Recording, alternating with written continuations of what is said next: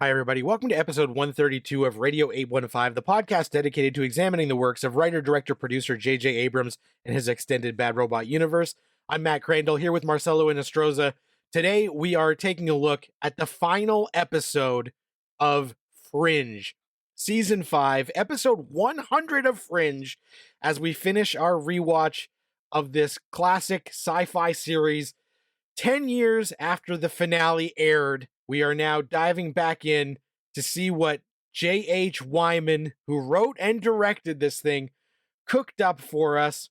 Marcelo, how are you feeling here at the end of all things? You know what? I sat and I watched this episode, in preparation for this conversation, obviously, and I'm like, there were some good things in here. There were some good emotional moments, but for some reason, as I was watching this episode, I was like, I should be feeling some more emotion, but I'm just not feeling that much emotion. But with that being said, there was some good stuff with Walter, Peter, Olivia, and Peter. But the overall emotion that I was expecting to feel wasn't there. And you know what? Midway through the episode, I figured out what it was. I think it was the plotting of the season and how disinterested I was with the story that they were telling, that this finale didn't hit harder, because I didn't care for the most part about the stuff that came before it. Yeah, I think that's definitely a valid analysis. And as we kind of reflect on this whole fifth season, there are some things that really work and some that don't. And I think my main issue as this episode wraps is that there are a few great emotional moments in this, and they are almost all Walter and Peter and a Walter and Astrid scene. But Olivia Dunham doesn't get those emotional moments for me. And the fact that even at the end, we're more focused on Peter than we are Peter and Olivia is kind of a problem for me, because Fringe, while it always was a show about a son finding out that his father was Dr. Frankenstein, it was centered on Dunham and Dunham as part of this group. So the fact that in this final season, Olivia didn't have as much emotional stuff to work with, because even the loss of their daughter was mostly centered on Peter's feelings about losing Etta, and we only got a little bit of that Olivia stuff. But even in this episode, Olivia doesn't get any of the tear-jerking moments. There isn't a big romantic them looking at each other knowing they have been through all of this and have been able to reset the timeline, because when that happens, they don't remember part of the future and what has gone on.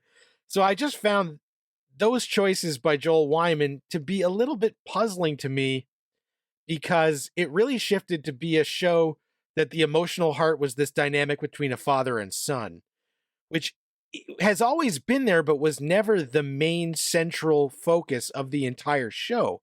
And to end it on that dynamic entirely.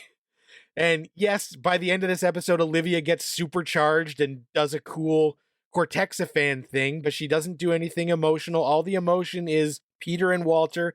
And even they end the entire series, the last scene is a father and son moment where Peter opens that letter that they only, reminded us conveniently of a couple of episodes so that we wouldn't be confused as to what it was. And I just wonder, is this the best ending we could have had, or did Dunham and deserve more? That's just what I kept thinking was, man, they really diminished Olivia Dunham as being the core of this show in this season in a way that I just found kind of stupefying. And especially as fans of the show, the ship between Peter and Dunham has been a major thing. And yes, it was part of why they had to reset the timeline, but it didn't feel as satisfying as I would have wanted. Yeah, you bring up a good point, because there were various times in the season when Olivia was doing her thing and Peter was over here doing his thing. They weren't really together. I mean, they were there, but they weren't really on the journey together for the most part. So, strangely enough, they were sort of put on two different sides of this season, and they kind of really didn't have that interaction that they've had in past seasons. And you also make a good point that this finale for the most part, is about the connection between Peter and Walter. And Olivia doesn't get that many emotional moments. Like there's one good moment with Peter and Olivia in the car, but that's it. Olivia gets to Olivia gets to dispatch Windmark in a really cool way that was sort of dissatisfying to me because I wanted that son of a bitch to suffer, and just to have a car sort of bowl him over is like, that's not good enough. That motherfucker killed your daughter, and you're gonna just drop a car on his ass? I want grapes of wrath here, woman. But even that, I'm like, oh, that's lame. I wanted that son of a bitch to suffer. Now he just has a fucking car stuck up his ass. Like, I did not. I don't understand why Olivia didn't have a bigger part to play in this finale. She was there, but it was almost like she wasn't. Yeah, and that car scene is their key scene, but it's all before the big action thing. I think I just wanted a final note in the wrap up after they have had everything restored for them to really get like an emotional scene where somehow, the memory of what they went through is lingering, even though time has been reset. But we don't get that. And this episode opens with last episode closed with September Donald showing up at apartment 513, knocking on the door, and December being there, and him saying, dude, we got to talk. And in the opening of this, we do find out more of the stuff that I kind of jumped to last week about how these original 12 observers coming and observing, September says, haven't you noticed that when we came and we were observing, we started to change and we actually started to grow attachments and feelings? It happened to August. It happened to me. It had to have happened to you. So you need to help me. And December is like, no, it didn't happen to me yet. I don't want to help. And September is Donald. It's like, but like, I know that we are not the same as those other observers because us, this special group, we were affected by humanity. We watched them, we studied them, and their essence kind of became part of us. I thought that was actually really fascinating, their talk as they're doing this. And obviously, December had to be reluctant to help so that we can have more of this be the tracking down of the MacGuffin for the big finale, which, they're looking for this capacitor and they can't find it. And then they find the way that Michael can power this device. So I thought that was interesting because it gives us a nice reframing of the observers and does tell us that their plan, and they explicitly finally say the year. So I either just missed it or this was where we finally got it, was, yeah, when they send Michael, it is further than the observers that have invaded. So it's like quite a bit further so that those people will realize how special Michael is and reset the clock so that the observers never came. Because I was like, well, Windmark has already studied this kid. What do they care? They don't care about this anomaly, but we're going to send him even further. And those observers will be smarter than these invading observers, and they'll be able to recognize that this is good. What are you thinking as September and December have their powwow?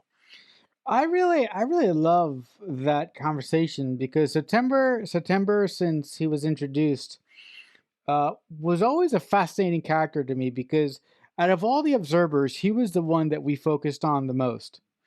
And I really, really like it. I really like the fact that he was the one that we sort of learned that observers could have emotions through him, and I really like the fact that eventually he became our ally because he was always an observer that was there to do a job, but he was always an observer that was willing to listen and willing to see the capability of humankind. Also, the other thing that I found really striking in this conversation, when he mentioned the original 12, he said, uh, when we came here to observe, we weren't really told what we were here for. So I'm like, wow, so they came here.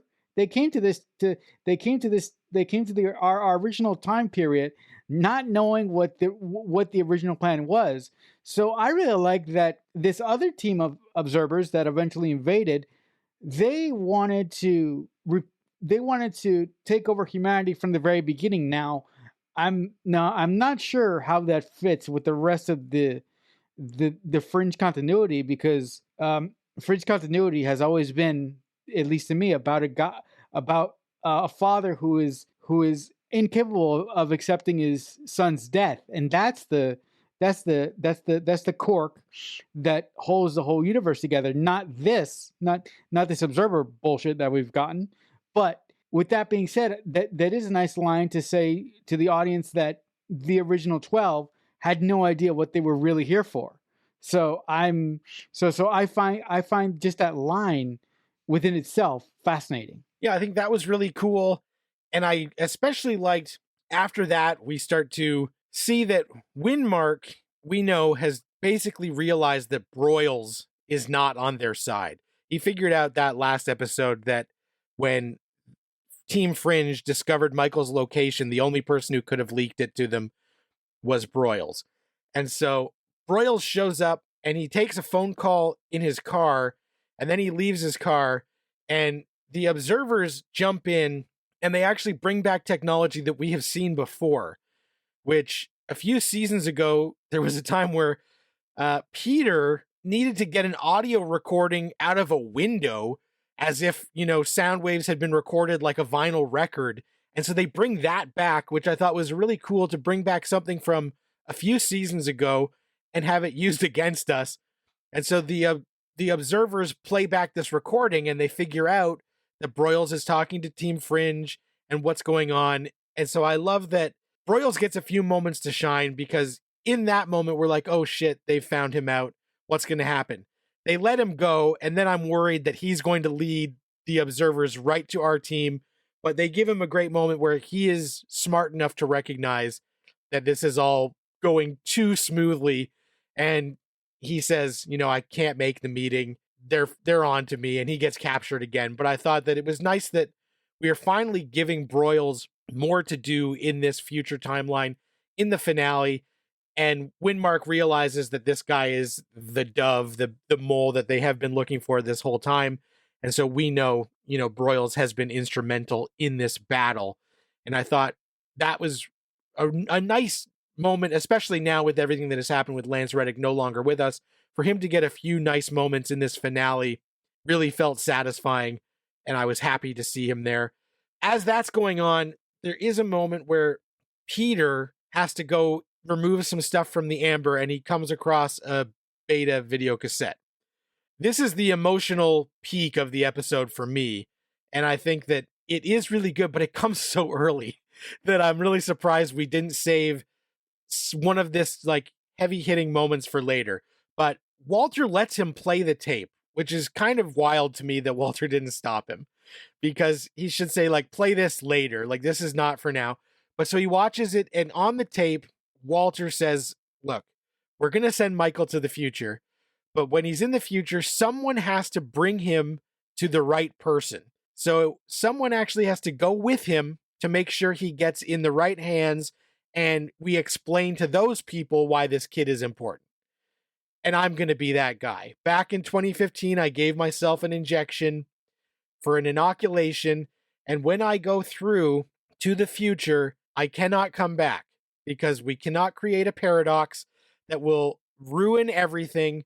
So, son, you have been my entire life, and getting you back after I thought I lost you has been so meaningful. The time we've spent together has been amazing. You are my favorite thing. And, obviously watching the video, Peter is crying and Walter's crying. And then they have a moment in the lab that is really touching and is the thing that I remember 10 years later from this finale. That was the only moment I kind of remembered, was Peter and Walter do have this real emotional heart to heart father and son moment. But it's just wild that it comes in the first 15 minutes of the episode, and then we don't get that gut punch. But I love that they had their moment in the now, but part of me thinks if we didn't see that tape until the last 4 minutes of the episode, we would be wrecked at the end. What do you think? Was this the right spot to put it? And how did that tape make you feel? I first of all, I hated the scene for Two reasons, which I will explain right now. Number one, that was not the right place to put Peter playing the tape. That scene should have been second to last in the entire episode. So after everything that happens in this episode, Peter should have gone back to the lab and somehow came across this tape and then played it. Because if Peter would have listened to this tape after everything that happened in the finale, like you just said, it would have hit 100 times harder than it did having it playing within the first 15 minutes of the episode. The other thing that really pissed me off is that, Walter says that he has to go and he has to guide this kid so he gets into the hands of the right person. That's fine. That's no problem there. But the point where I go, bullshit, you guys have done this before. And the only reason that you're saying this right now is because you don't want to talk about what you did before. The part when Walter says, "Oh, I can't come back because that will create a paradox." I'm like, really, guys? Do you really think the Fringe universe can't handle a paradox? Like, do you guys not? Do you guys don't? Do you guys Do you guys have a memory lapse? You guys wrote Peter being erased from time, and then he came back into time, and then guess what? The universe was fucked up, but it still could handle it. So when you give the reasoning for Walter not going back because you're worried about paradoxes, bullshit. If you were really worried about paradoxes, you wouldn't have done with Peter what you did with him in season 4, because that whole thing, Peter coming back into the timeline, was a paradox within itself, and the universe didn't go kablooey. So the paradox explanation really pissed me off, and the fact that I felt that this whole scene was put in the wrong place. Yeah, I just feel like if Peter found the tape and him and Walter had a moment, but he didn't watch the tape, and we pushed that off till later, it would have hit even harder. I do love that moment in the now, though, where they embrace, and it is powerful, but it's just like my emotional height of this episode comes in the first act, and then by the time we get to the final act, I don't feel as much. They also undercut this a bit by having September say, "Walter, I have taken the inoculation and I am going to go with Michael into the future." And I think to myself, okay, this obviously is not going to happen because we wouldn't have had that big emotional scene. Walter's going to have to be the one. So I really would have wished that, and if it was going to work, then don't have September go out by just getting shot in the back like a bitch and not being able to take the kid. So I wish that we had either done away with that or had September Donald say, like, "I would take him, but I can't because I am an observer, and if I go into the future, then that will create some sort of paradox where we aren't able to undo everything."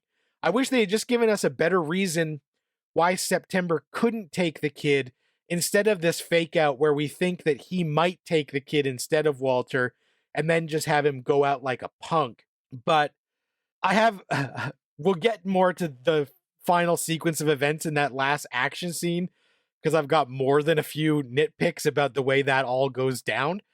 But we have Olivia and Astrid going to get the reacting thing that will kick off the wormhole for them to take Michael to the future, and they go to December's location and he has been hanged, and the observers have taken the magic device that we need, so we have to further this treasure hunt because it is gone.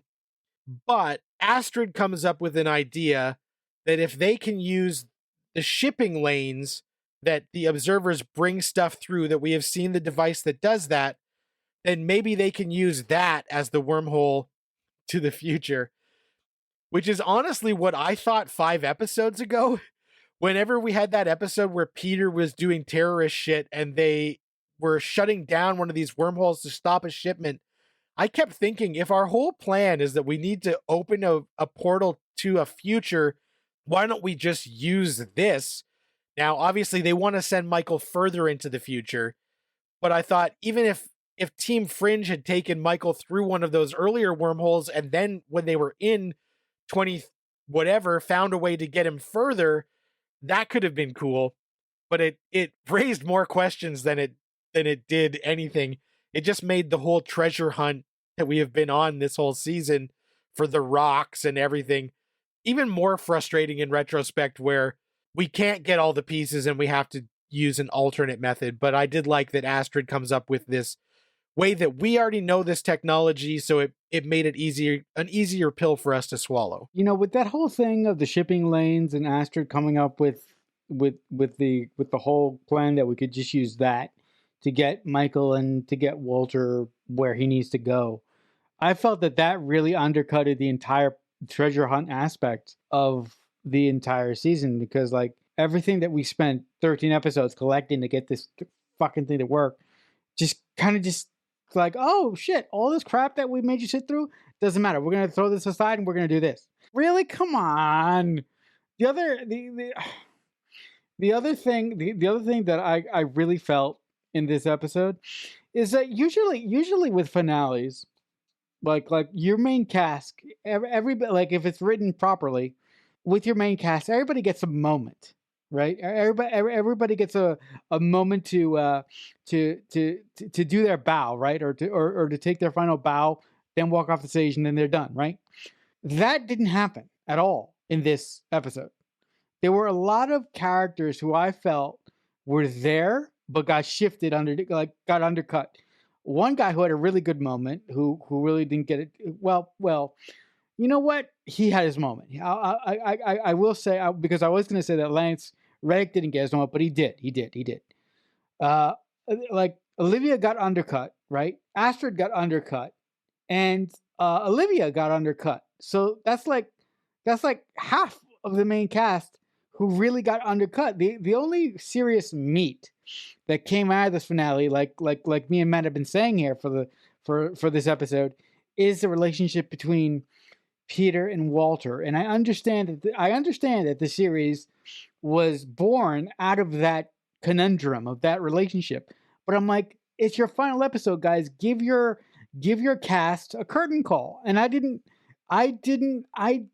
see that curtain call at all in this episode. Yeah, it's a tough one. I do think that they gave Walter most of the emotional moments because John Noble is so fucking good that he can just turn it on and you see his eyes watering and you immediately get a little bit teary. They do give Astrid her flowers though. So there is a great scene before the action finale happens with Walter and Astrid together in the amber.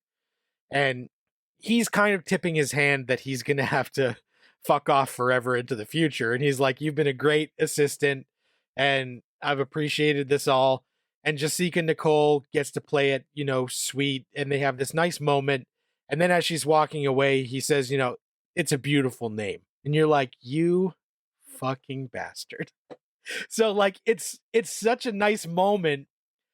The real world stuff clouds it now. So knowing that Jessica Nicole felt very, very slighted and very taken advantage of, and the fact that it's a woman of color that Walter couldn't remember her name, was a runner that when this moment happened back in 2013, I thought this was a really sweet moment. For him to acknowledge that she has been important, to acknowledge that she does have a name and agency, and he needed to recognize all of that. It's great, and it's a good payoff to a running joke that's been happening for 5 seasons. But now when we watch it now, knowing that the actress herself felt very harmed and insulted by this running thing, it colors it a bit. But I thought that their scene was great, and Noble really brings it. And that's a few minutes after him and Peter. And it's like, okay, is every great scene going to only happen in the lab and near the amber? Aren't we going to have some other emotional weight later? And not really. We kind of aren't. Olivia is really preoccupied with this Michael. She's like, how can we do this? And he just puts his hand up and says, shh. And I'm like, okay, Michael, the kid who blank expression. Now he's silencing women? This guy's a bastard. And I thought, okay. And then she realizes that it's because he knew that she was going to have to. The reason he stepped off the train is that he was trying to conserve some of her Cortexiphan powers because she was going to need it to help juice the finale. And that's all well and good, but none of that stuff paid off in a way that I thought like, oh, they were laying the groundwork for all of this. They really set everything up perfectly. And so our big action finale is, we've rescued Broyles, we've got the device to open the shipping lane. We're going to use Cortexiphan powers to save the day, and Michael is going to open the thing with his power, and Windmark shows up for like the big battle. And Peter tackles Windmark and they go flying and slam into a car, and then Peter gets his ass kicked. Windmark's beating him up and punches him, and he goes flying across. There's about 45 seconds where Windmark is beating the shit out of Peter, and it is not fucking Joshua Jackson. It is a goddamn stunt double. We never see his face. All we see are these like close-ups and Windmark doing all this shit and just like some guy getting beaten, and then he gets thrown, and they only had one shot of Josh Jackson on the ground looking pained, but in like 45 seconds, all we want is a close-up of Peter's reaction or Peter getting a good hit in, and we don't get it because fucking Josh Jackson didn't work that day. And it was like so obvious that I was like, is he going to be in any of this action scene, or is he just going to show up at the end? And they have one shot of him on the ground during this action scene, but then Olivia steps in and finishes it off, and then they got Josh Jackson back for the watching Walter step into the portal. And I was like, what the fuck? I know that we're shooting this quick and we're running out of budget, but to sideline our main dude and have him get thrown was just so weird, and it really bugged the hell out of me. But I do like that Olivia steps up, but as you said earlier, the moment where she kills Windmark with a car isn't that satisfying, and it happens so quick that we don't see him in pain or like slowly dying. It's just we see some blood spatter on the car, and we're supposed to assume they got him, he's dead. But we know that he teleports so quickly that I was starting to question, like, did they get him? And I felt like we really rushed for how much setup we had. That final action sequence is so quick. I was almost begging. Now, obviously, I don't want like a John Wick 25 minutes of the same thing over and over, but I wanted something more satisfying where it became clear what was happening and see Team Fringe really go through the ringer, but then step up and really trap Windmark in a way that he is caught, and we know, and see the look on his face when he knows he is going to die. That is what we have been building towards. We want to know that he can't just blink and teleport. Rip the device out of the back of his head and be like, you got nowhere to go, fucker, and let us enjoy his death. You've built him up to be this horrible fascist leader that like we hate. Give me the satisfying moment, not just we see him in a little bit of blood spatter and then we're like, okay, gotta go. What did you feel in that final action scene before Walter and Michael walk through the portal?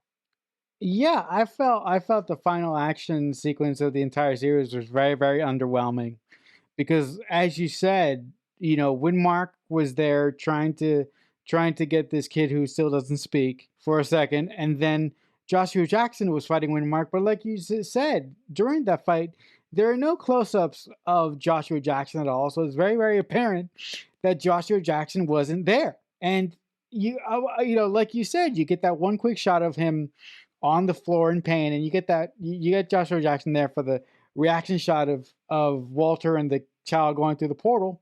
But my biggest problem with this episode is a point that you brought up also. When Windmark gets smashed by the car, the second before he gets smashed by the car, you see a flash of light. So I was like, wait a minute, did he jump or did we actually get him? Because to be honest, when I saw this scene today, I'm like, I don't know, did they get him or did he jump away? So I have no idea if they killed him or not. So that is very, very wide open to me.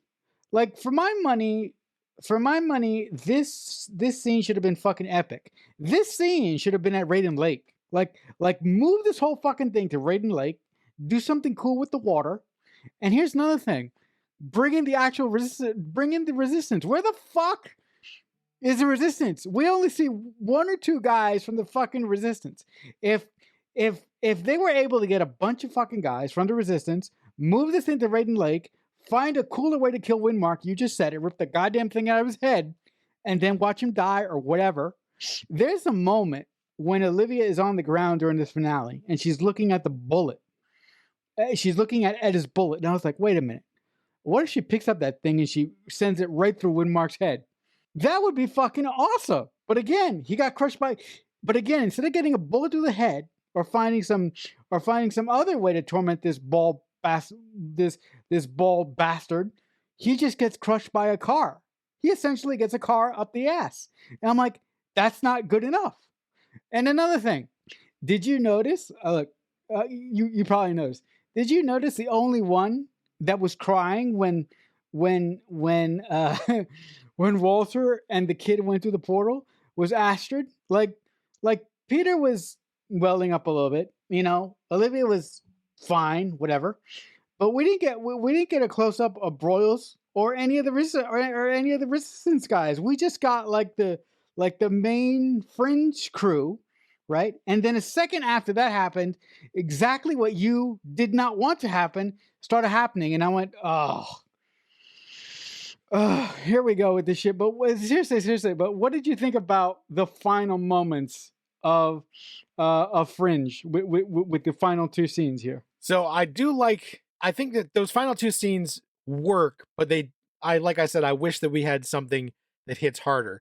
I just want to quickly circle back. I think you are right on that Olivia should have used that necklace to somehow kill Windmark, bullet through the head style, see her put it through like right at the base of his skull so it takes out his device, so that then we know like he is in trouble, and have her then squish him with the car. But man, when you say Raiden Lake, I think this finale could have been so fucking good, where this whole thing is happening at Raiden Lake. Now, obviously, we're shooting this in Vancouver, and we probably didn't have snow at the time, so they couldn't do all this stuff. But we get to Raiden Lake, we end up getting Windmark in some sort of Fringe device, and are able to remove the device and have him have Olivia dead to rights. And he's walking across, about to take Olivia out, falls through the ice. And as he is trapped under the ice, the same spot that, Peter was meant to die, he can't get out. And dude drowns, but we see him, the panic on his face, trying to break through, trying to get out, and it's not possible, as Olivia watches and does nothing.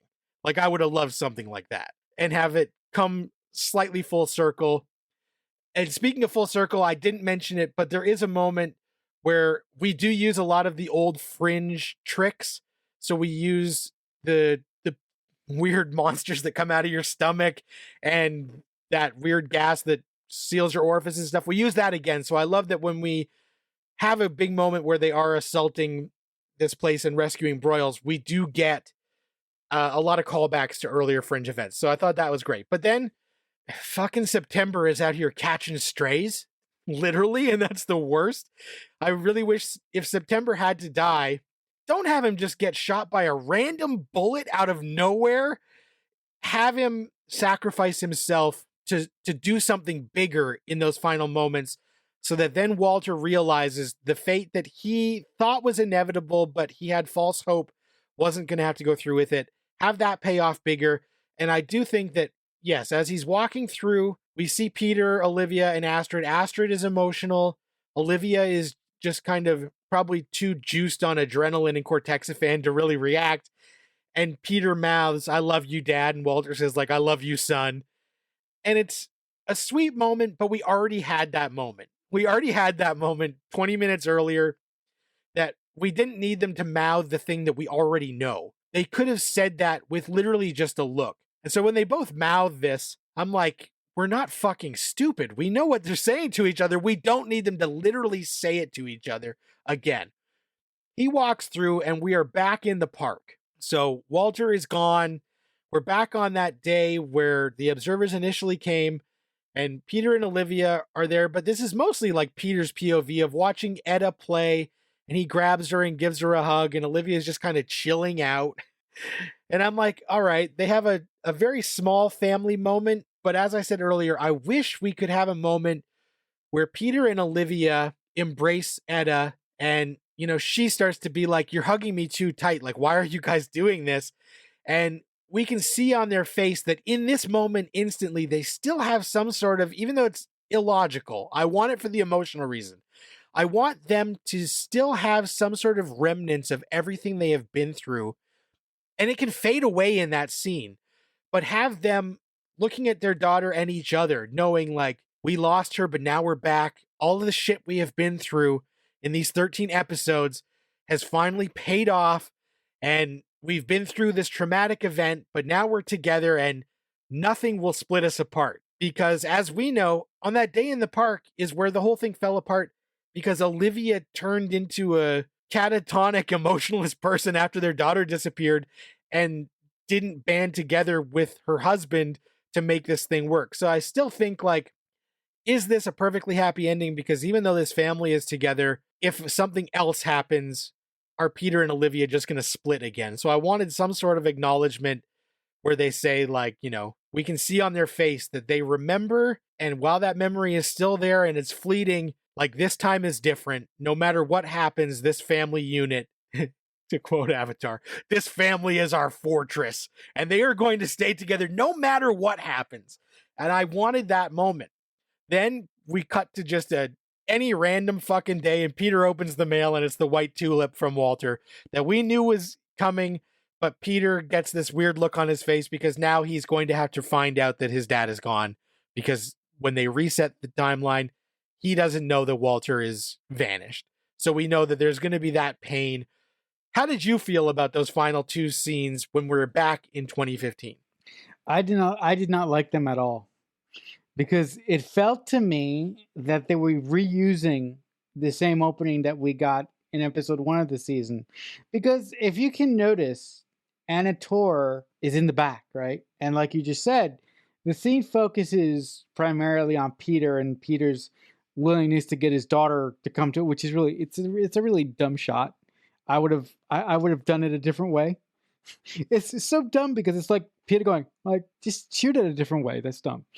But to address your point, like it would have been really great to see Etta, come to Peter, and then to see Peter and Olivia along with Etta have a moment. It would have been really cool if when they started to realize that they have gone through some stuff, if the Fringe writers would have like inserted like quick like white flashes that would happen to Olivia and Peter while they were having that moment. So that could be a signal to the audience that they are remembering everything. And after that moment, just give them one moment where what you said, they hug Etta tight, and Etta goes, "Mom, Dad, why are you squeezing me to death?" And they go, "Oh, we'll tell you later." That would have been great. That would have been great. And then cut to instead of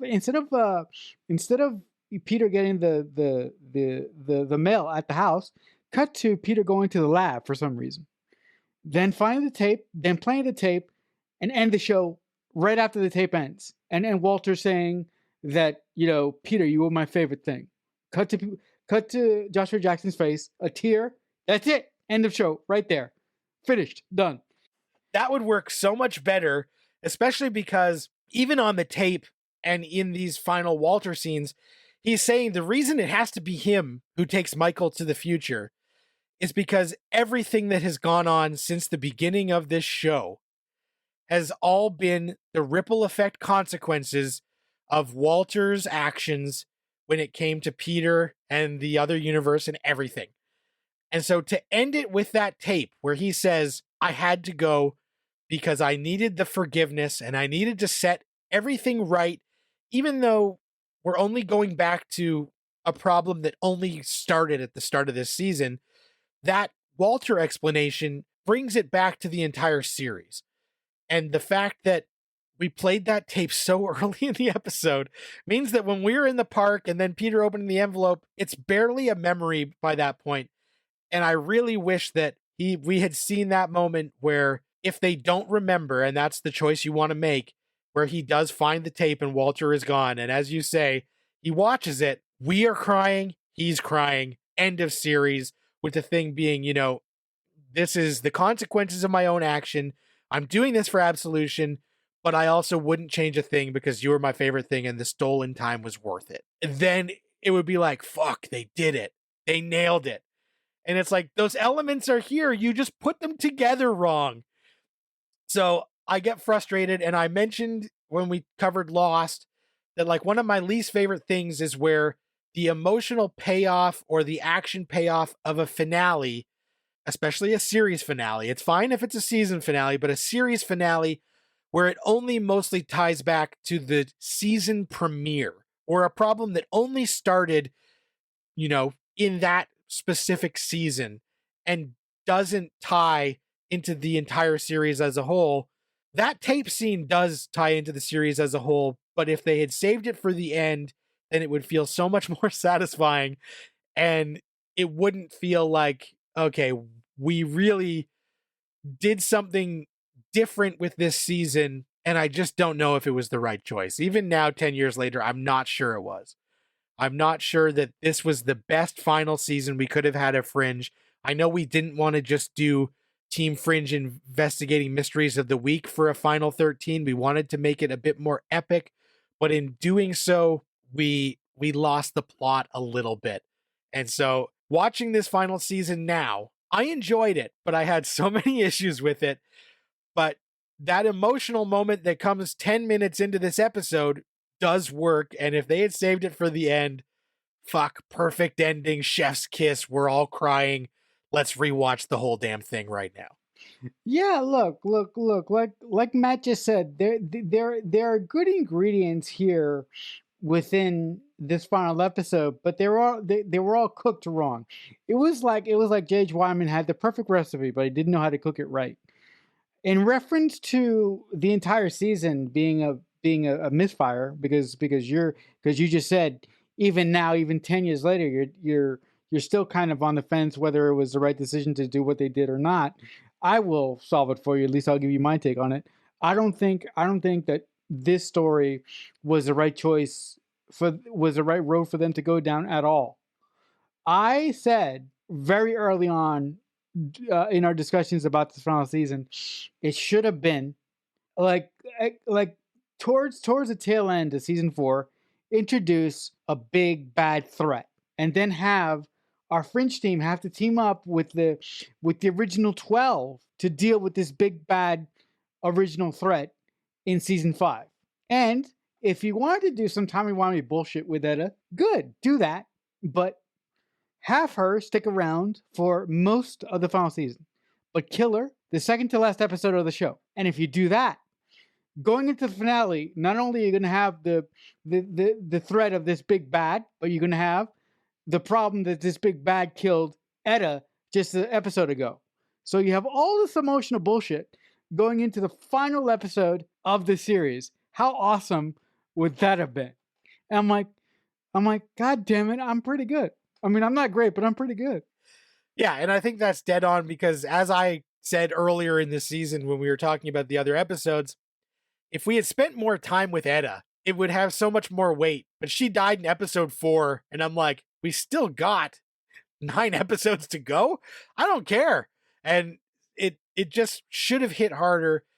And I know that we had to do some sort of time jump some way, because with the season 4 finale with Olivia saying I'm pregnant, we don't want to have a whole season where Dunham is pregnant and running around. And we also don't want to have a whole season where we keep having to wonder where the kid is, who's watching the kid. So I know why they wanted to age her up, but I just feel like, man, they could have, especially as you said, and we said it at the premiere episode, having a different threat and having Team Fringe have to work with the observers would have been so much better. And it would have given us all the opportunities to revisit all these Fringe events in the same way. We still could have brought Michael back and had him be instrumental, but to team up with the observers and have the people who didn't want to get involved have to get involved would have just been so much better than having the rogue faction that we team up with while the rest of the observers are so evil. And I just think, with the budget, I know that they couldn't do everything they wanted to do, and they kind of settled.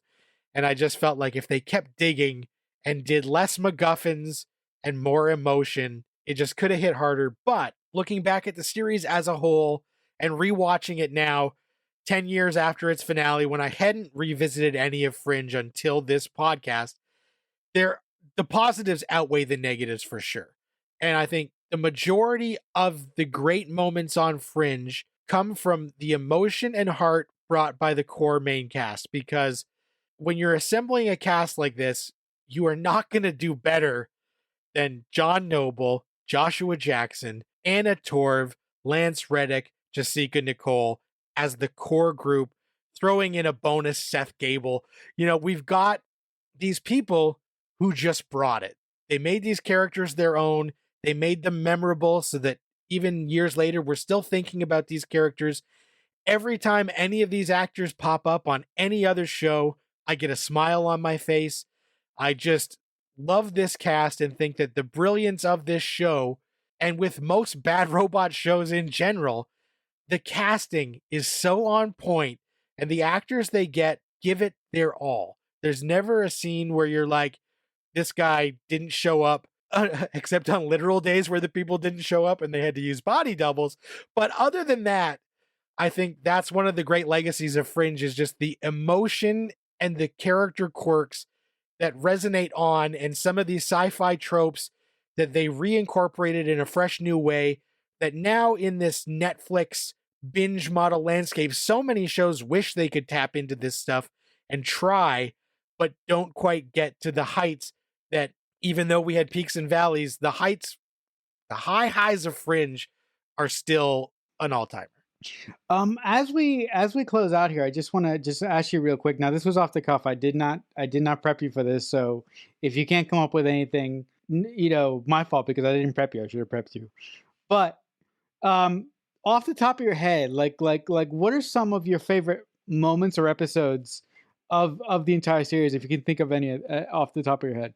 A lot of them are, I love when we go full tilt into the other universe, moments where we cross over and we see Walter being desperate. I think the first flashback episode where we go to the 80s was an incredible highlight. The episodes where Peter and Olivia finally decide, we can do this, let's go, and they have their big romantic moment only to then be taken away from us. But the things I remember the most are those satisfying emotional moments, like Olivia and Peter getting together, Peter and Walter's touching relationships, and also some of the incredible moments where, like, out of nowhere, Leonard Nimoy will show up and you're like, oh man. And I love the idea of massive dynamic and the alternate universes and the two timelines. All of that stuff, I think, was so much more fascinating than the observers themselves becoming such a prominent thing. I think it was fun in the age of message boards and internet to have observers pop up in every episode, where if you wanted to dive into Fringe stuff, just like Lost, there were lots of mystery box elements and Reddit theory things that you could go on. So I think those are the things that really carry over.